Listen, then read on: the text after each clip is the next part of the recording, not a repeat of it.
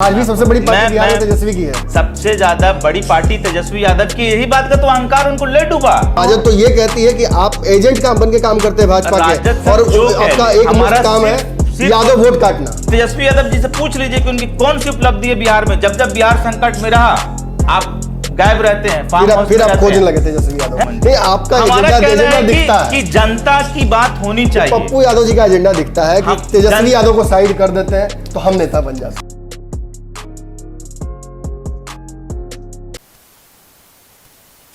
नमस्कार, भारत लाइव ही देख रहे हैं आप, और ये पंचनामा ही है। और औपचारिकता के लिए बता दूं कि मेरा नाम नमन मिश्रा है, इस चैनल का संपादक हूं। साथ में एक व्यक्ति हैं जिनका परिचय थोड़ी देर बाद दूंगा आपको। पंचनामा के आज के एपिसोड में एक खास आपसे चर्चा करनी आवश्यक हो गई है। पिछले 10 दिनों से लगातार आप सभी लोगों का फ़ोन मुझे लगातार आ रहा है, व्हाट्सएप आ रहा है। सभी ये जानना चाहते हैं कि आखिर बिहार में मौजूदा जो समीकरण बन रहे हैं राजनीतिक, वो किस तरफ इशारा कर रहे हैं। जितनी भी पंचनामा हमने आज तक की है, जितना भी विश्लेषण हमने सब कुछ किया है, वो आखिर अलग क्यों हो रहा है। बिहार की राजनीति में इतना ज़्यादा बदलाव इतनी जल्दी क्यों हो रहा है।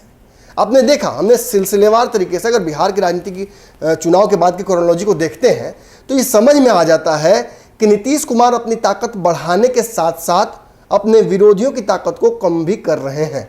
इस कड़ी में आपने देखा किस तरीके से उन्होंने अपनी ताकत बढ़ाई। रालोसपा एक पहली पार्टी थी जिसका कहीं ना कहीं विलय करा कर, सामदान दंडभेद बहुत सारे उपाय हैं, अपने साथ करके उन्हें रिवॉर्ड करके उपेंद्र कुशवाहा को, लेकिन समाप्त कर दिया उनकी पार्टी को। उसके बाद आपने देखा कि चुनाव में के बाद किस तरह से कोरोना का प्रकोप बढ़ा। पप्पू यादव लगातार बिहार में घूमकर लोगों की सहायता कर रहे थे। पप्पू यादव को किस तरह से उठाकर जनता के से बीच से बाहर कर दिया गया। अब जिन परिस्थितियों में किया गया, पुरानी रणनीति क्या हुआ क्या कुछ नहीं हुआ, सब कुछ आप अच्छे से जानते हैं। लेकिन पप्पू यादव भी बिहार की राजनीति से लगभग ऑलमोस्ट बाहर कर दिया। उनकी पार्टी लगातार मेहनत कर रही है।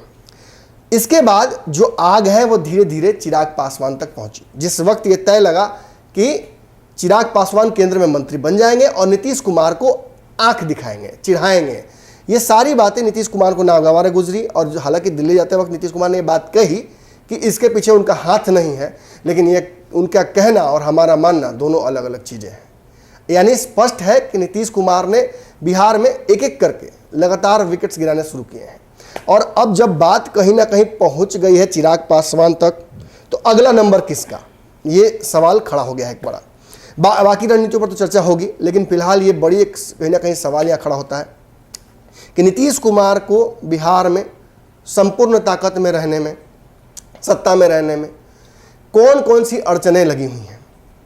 फिलहाल तेजस्वी यादव एक बड़ी अड़चन है, यानी राजद की तरफ ये आग धीरे धीरे बढ़ रही है। राहत इंदौरी का शेर भी याद आ रहा है, लगेगी आग तो जलेंगे घर कहीं, इस शहर में हमारा मकान थोड़ी है अकेला। अब इस स्थिति में जब आग राजद तक पहुंच रही है और राजद सांकेतिक सहयोग कहीं ना कहीं, पप्पू यादव के मैटर पर भी आप देख सकते हैं, राजद एक दिन लगा के साथ आएगी, अगले दिन से पप्पू यादव पर ही हमलावर हो गई। उसके बाद आपने देखा चिराग पासवान वाले जो पूरा मसला है, इसमें चिराग के साथ खड़े ना होकर इसमें राजनीतिक अपॉर्चुनिटी को राजद ग्रैब करना चाह रही है। साफ बात है, चिराग पासवान आते हैं अगर साथ, तो साथ में वो एक बड़ा वोट बैंक भी लेकर आएंगे। हमारे साथ जो शख्स अभी मौजूद है, ये पंचनामा के बहुत दिनों बाद पहले गेस्ट हैं। सहान परवेज नाम है। पप्पू यादव जी की पार्टी में कुछ युवा चेहरे जो हैं उनमें से एक हैं, प्रवक्ता भी हैं और तेज तरार हैं। लगातार आप देखते हैं, आपके समक्ष आकर अपनी बातें रखते हैं। आज कुछ सवाल इनसे लेंगे, कुछ इनपुट लेंगे। देखिए, आज आवश्यकता इसलिए भी इस विषय पर एक युवा के साथ बैठकर चर्चा करने की है क्योंकि आगे की जो रणनीति है, बिहार का जो चुनाव हुआ है, चुनाव को सरकार बनी है, जो सारा कोरोना काल बीता है, ये लोग सड़कों पर थे, ये लोग जनता के बीच में थे, इन लोगों ने हर चीज़ देखी है एकदम नज़दीक से।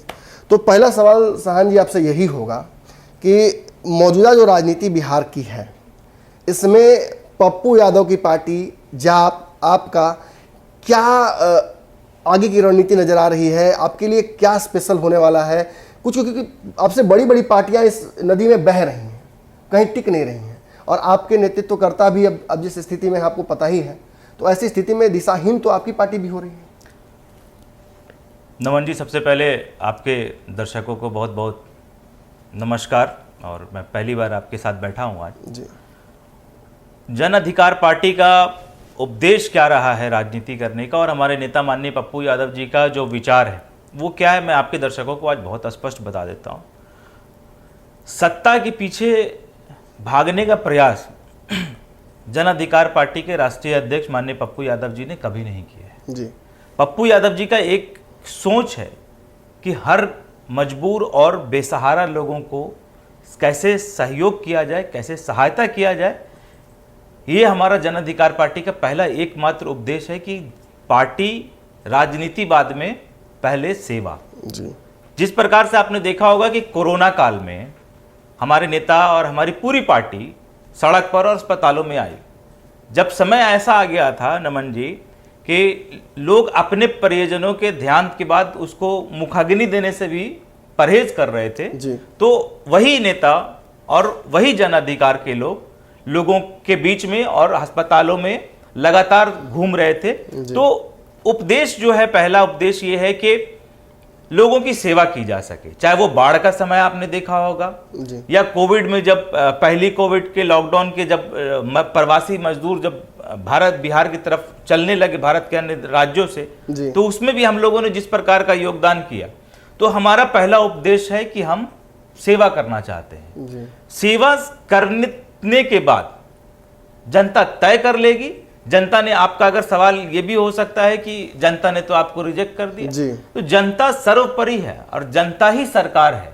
जन अधिकार पार्टी ऐसा मानती है कि जनता ही सरकार है और जन अधिकार पार्टी का ऐसा मानना है कि राजनीति ही एक सत्ता ही एकमात्र उपदेश राजनीति का नहीं होना चाहिए। हम लोग गांधी विचारधारा को मानने वाले लोग हैं। गांधी जी ने देश की कितनी सेवा की, मगर कभी किसी सरकार में किसी पद पे उनका कोई भूमिका नहीं रहा। जी। तो उस प्रकार से हम लोग हैं कि हम लोग गरीब जनता को मरते हुए नहीं देख सकते। जिस प्रकार से सुई की कमी, दवाई की कमी, अस्पतालों की कमी और लोगों को मरते हुए और तड़पते हुए देखा हम लोगों ने, तो हम लोगों से ये सब चीज नहीं देखा जा सकता। बाढ़ के समय में बच्चा दूध के बिना तरस रहा था और तड़प रहा था, तो हमारे नेता माननीय पप्पू यादव जी ने अपनी जान की परवाह किए बिना छाती भर पानी में घुस घुस कर और लोगों की सेवा की। ये लोग तय कर लेंगे। हमने सेवा करने का ये भी मोटो नहीं है कि आप हमको वोट दीजिए, जनता तय कर लेगी। ये पूरी जनता के ऊपर है कि जनता तय कर ले। सवाल मैंने आपके नेता से भी पूछा है, आपसे भी पूछ लेता हूँ। जब सेवा ही उद्देश्य है तो एनजीओ क्यों नहीं बना लेते आप लोग? ये पार्टी और जो एक संस्थागत ढांचा है उसके तहत आने की आवश्यकता क्या है? फिर ये फजीहत भी झेलनी नहीं पड़ेगी कि चुनाव हार गए, फिर ये फजीहत भी नहीं झेलनी पड़ेगी कि आपसे कोई राजनीतिक षड्यंत्र करे। और ऐसे भी हमने देख लिया, आप बार बार समावेश की बात करते हैं। अब मुझे याद है पप्पू यादव ने बिहार के सभी पार्टियों को साथ आने का न्योता दे दिया था कि भाजपा को रोकना है, नीतीश को रोकना है। कहाँ कोई आपके साथ आता है? पप्पू यादव जी को उठा कर ले आते हैं पुराने मामले में। सभी जानते हैं कि मामला कहीं ना कहीं बना बनाया लग रहा है इस वक्त में, लेकिन, और मैं खुलेआम बोल रहा हूँ इस बात में, लेकिन फिर भी आपके साथ ना राजद खड़ी होती है ना विपक्ष खड़ा होता है, आप तो अकेले पड़ जाते हैं। देखिए, बिहार में का जो राजनीतिक परिवेश रहा है, इसमें गठबंधन की राजनीति को बहुत महत्व दिया गया है। और ये बात सच है कि गठबंधन के बिना कोई भी पार्टी, मैं आज बहुत मजबूती के साथ ये बात आपके सामने रख रहा हूं कि बिहार के अंदर कोई भी पार्टी जो अपने आप को बहुत बड़ी पार्टी समझ रही है, चाहे वो भाजपा हो, चाहे जेडीयू हो, चाहे राजद हो जी। या और भी कोई अदर पार्टी, कांग्रेस हो, अगर वो सिंगल इलेक्शन लड़ने की क्षमता रखती है तो रख के दिखा दे।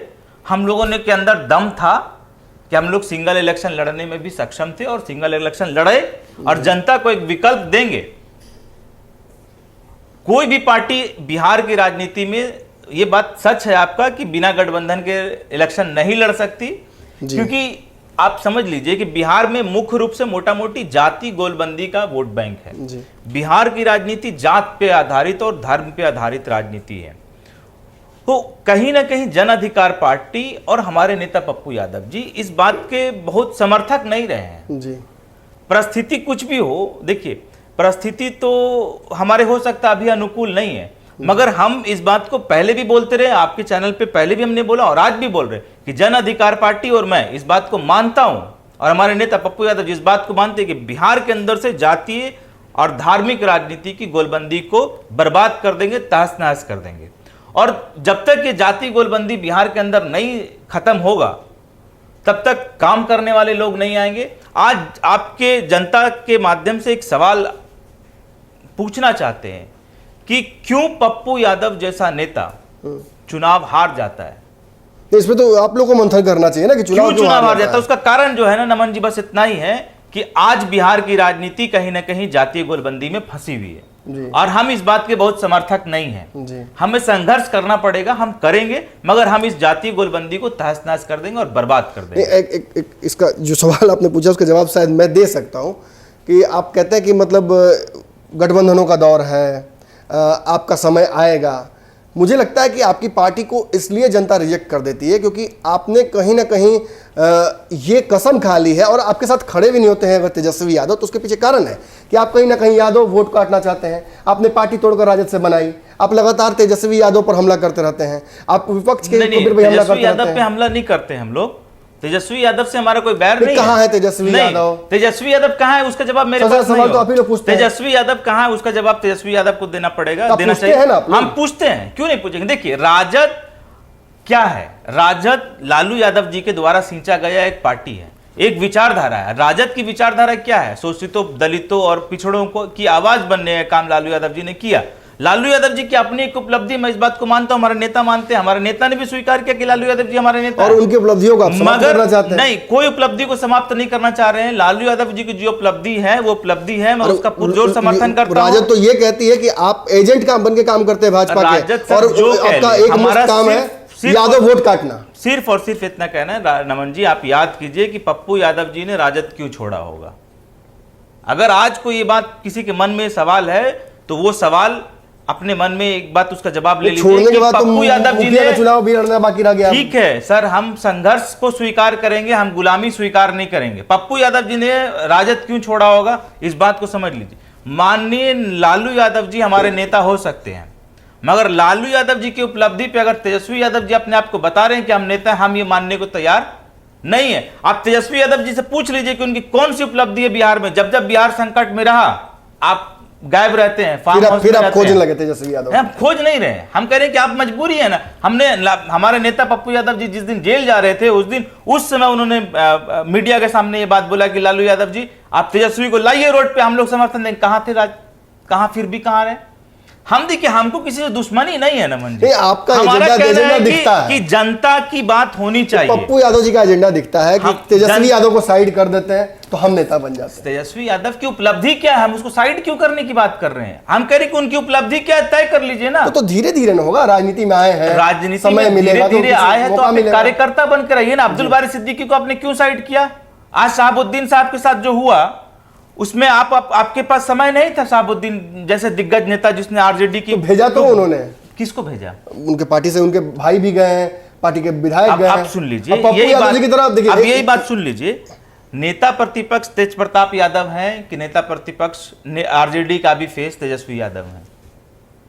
अब बताइए, तेजस्वी यादव खुद जाएंगे तभी? तेजस्वी यादव क्यों नहीं गए? तेजस्वी यादव शहाबुद्दीन से बड़ा नेता है, या उनका कद उनसे बड़ा हो गया, इस बात का अगर अहंकार उनके अंदर आ गया है तो इस इलेक्शन में हम अल्पसंख्यक उनको बता देंगे कि जो 40 साल हमने वफादारी की है ना राजद की, और आपको माई समीकरण के नाम पे आपके लालू यादव जी से लेकर राबड़ी देवी जी से लेकर और आज भी जो आप सपना देख रहे हैं मुख्यमंत्री बनने का, वो केवल और केवल अल्पसंख्यकों के 100% वोट बैंक की वजह से। मैंने पहले यादव और अगर आपको अहंकार हो गया है कि बिल्कुल अगर आपको लगता है कि आपको बहुत अहंकार हो गया, आप शहाबुद्दीन साहब से बड़े नेता हो गए हैं, आप उनके घर नहीं जा सकते थे उनके मरनी में, और अभी तक आपको समय नहीं मिला कि आप एक बार फोन कर लें, तो आपका ये अहंकार हम लोग खत्म कर देंगे और इसका जवाब आपको दे देंगे। ये तो कहा भी जा रहा है कि पप्पू यादव जाके कहीं ना कहीं उन्होंने ओसामा को भड़काया, तेजस्वी के बारे में पहुंच गए मिलने के लिए। उससे पहले तेजस्वी नहीं, किसी से कोई मिलने नहीं जा रहा है तो वो अच्छी बात है। अगर कोई मिलने चला गया तो वो गलत बात हो गया। हमारे नेता पप्पू यादव जी का एक व्यक्तिगत संबंध रहा है शहाबुद्दीन साहब के साथ में, वो कटसी थी एक।